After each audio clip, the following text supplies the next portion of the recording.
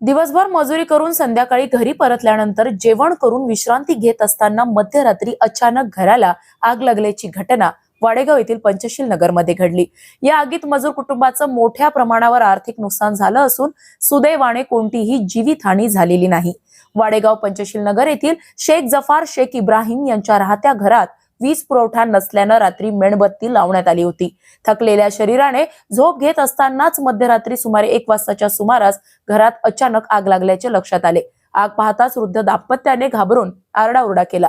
आगीची माहिती मिळताच शेजारील नागरिकांनी घटनास्थळी धाव घेऊन आग विझवण्याचा प्रयत्न केला, मात्र आगीचा भडका मोठा असल्यानं घरातील जीवनावश्यक वस्तू, कपडे, धान्य तसेच रोख रक्कम पूर्णपणे जळून खाक झाली।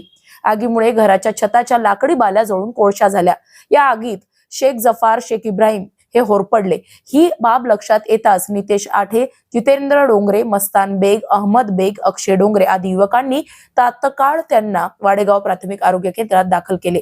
तेथील वैद्यकीय अधिकारी डॉक्टर सोहेल खान यांनी प्राथमिक उपचार करून पुढील उपचारासाठी अकोला येथे रेफर केले।